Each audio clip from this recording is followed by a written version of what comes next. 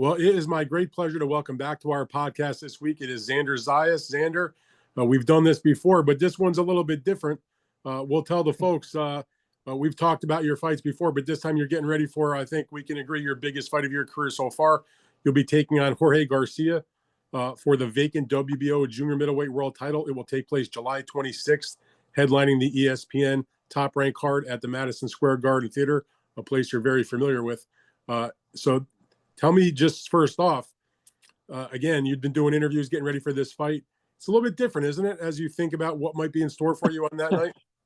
Yeah. So it is a bit different because obviously, like you said, is the biggest fight of my career.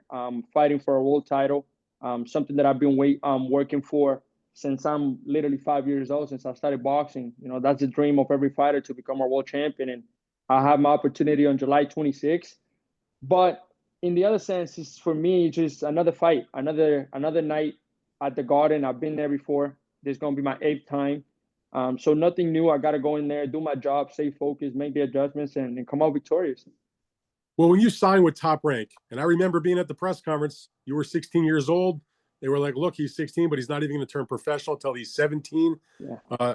You've done your part. Your team has done its part. Top Rank has done its part.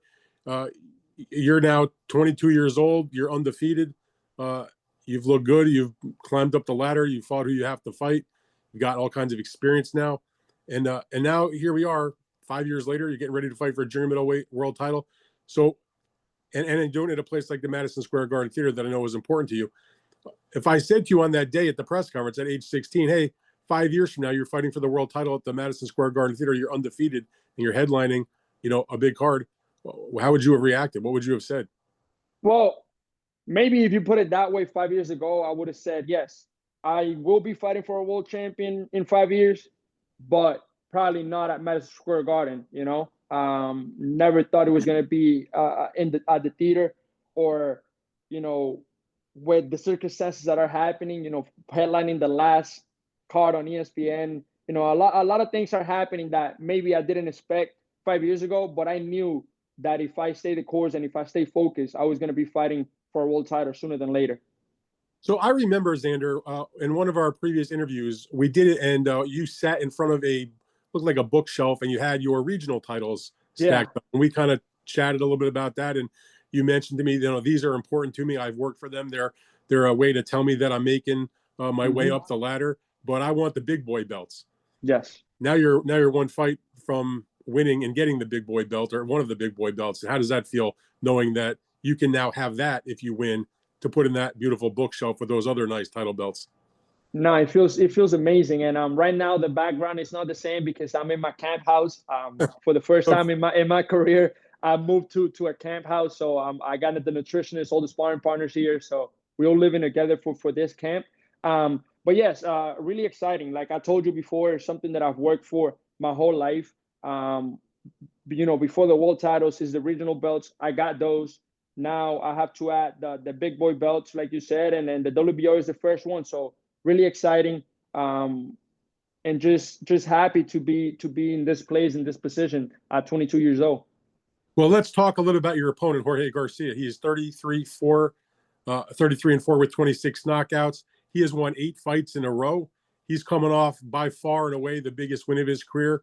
He scored that split decision victory in a really good performance. He deserved that split decision, at least in my estimation, against the unbeaten United States Olympian Charles Conwell, to put him in the position within the WBO ratings. And I wonder, how do you approach him? He's on a hot streak. He's got confidence off that victory. Xander, he's got more knockouts, 26, than you have professional fights, which is 21. It seems like he's got momentum and a lot going for him the same way that you do. No, obviously exciting. He like you said, he deserved his victory against Cornwell. He deserved his shot at a world title. And it's crazy because a year ago we were sitting down looking at the rankings, and my dad, we have a conversation that I think I have it saved. I have to look for it, but he sent me a screenshot, and I think I was number 8, and Jorge Garcia Perez was like either 9 or 11 or something like that. And he told me, this is who you're going to be fighting for the world title. And I'm like, there's no way. Like, this kid, how is it going to be possible? I mean, at that time, I think Tim Tszyu is still the WBO champ. And a lot of things were happening, so I didn't really realize what was going on at the time. But my dad told me that, and now that we sit back and we look at it, it's like, look, I told you 2025 you will be fighting for the world title against Jorge Garcia Perez. He actually said he was going to be in the Puerto Rican parade. Obviously, Puerto Rican parade didn't happen, but same guy, same city, same place. So it's exciting. We've been watching him and getting prepared for him because we knew at some point we were going to be fighting him either for the world title or for just another fight. Maybe your dad can give me the lottery numbers, given his clairvoyance there. That's what I told him. I'm like, how about you give me the lottery numbers? Yeah. Maybe we could be rich before having to fight for the titles. Well, you might get a chance to be rich if you keep on winning, like a Yes, lot sir. of top boxers do. Before this fight between yourself and Garcia was made, Sebastian Fundora was the WBO and the WBC champion. You were his WBO mandatory challenger. You attended his fight earlier this year in March when he knocked out Cordell Booker.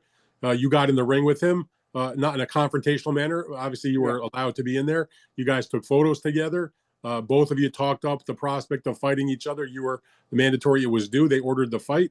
Top Rank and his people at PBC and TGB Promotions. Everybody was talking about it. Sam Salukowicz. They were trying to make the match.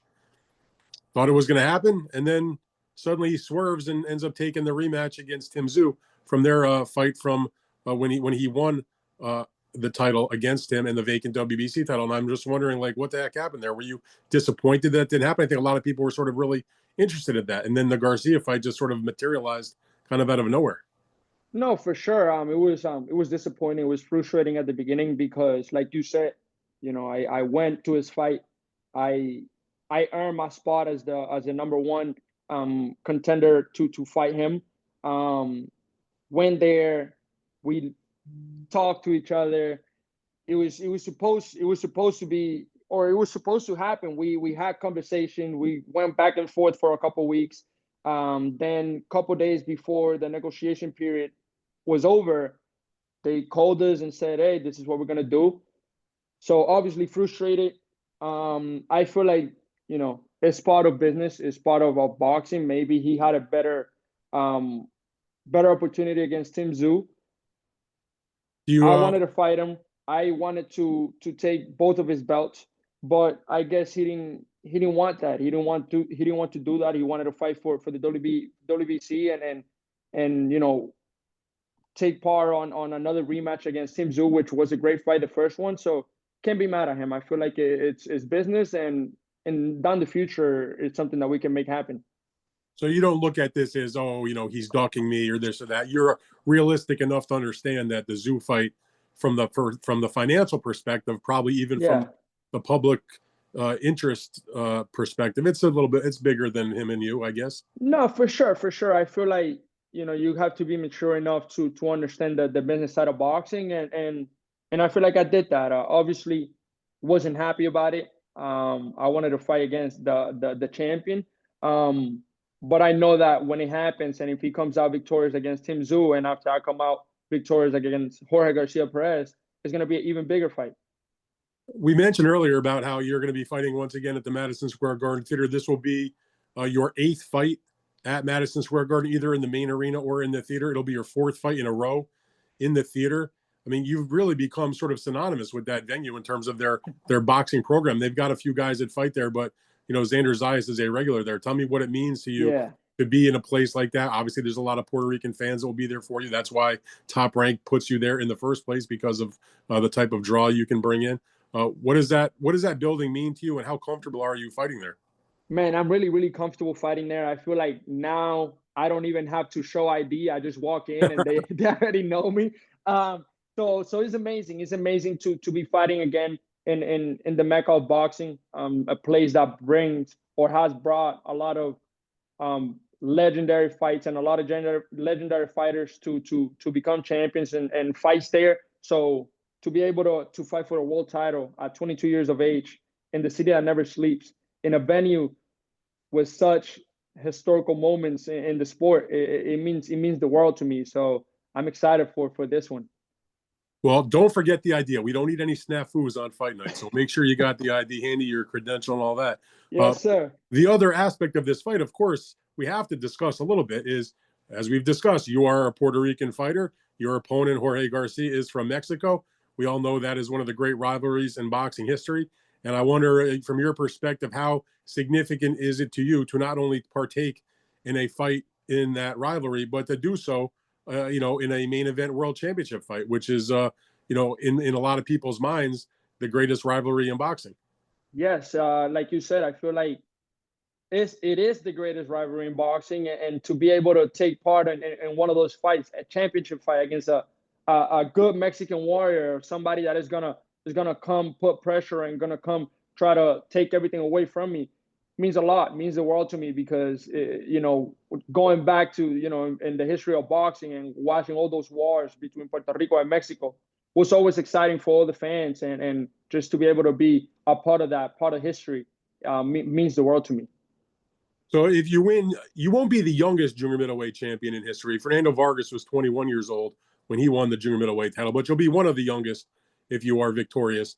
But you'll also join a list of great Puerto Rican champions that have come before you. Some of the legends of all time. You got, fighters I've watched the millions of times: Wilfredo Gomez and Benitez and Tito Trinidad, Miguel Cotto, Ivan Calderon. I mean, Luis Ortiz. We go on for like a week talking about the greats that come from your island.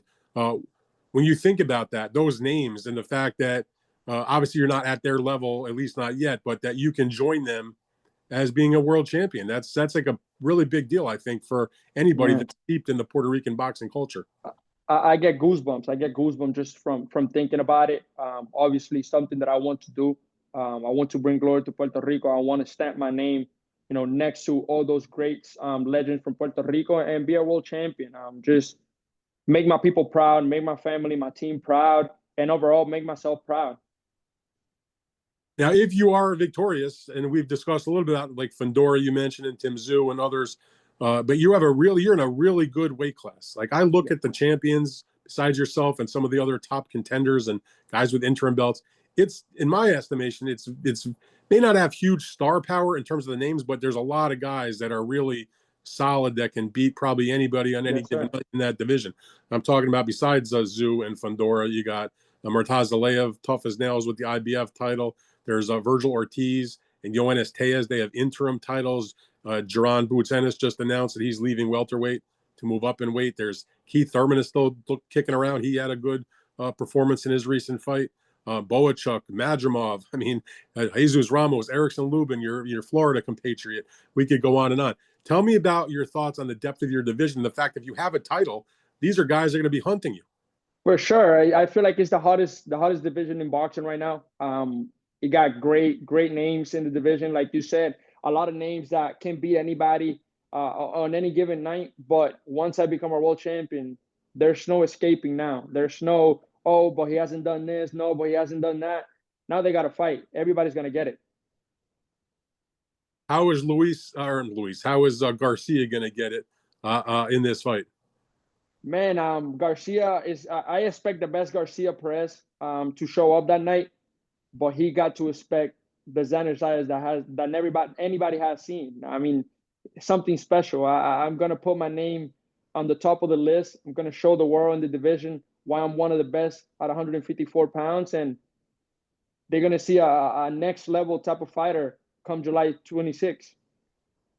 I'm looking forward to seeing the culmination, having followed your career from day one at age 16 at a press conference. And here we are 5 years later as you get ready to fight for the world title. So, Xander, I wish you the best of luck, genuinely. I appreciate your time. Dan, thank you very much for your time. Thank you once again for another interview, another, great, again, article and interview. So hopefully I'll see you in New York.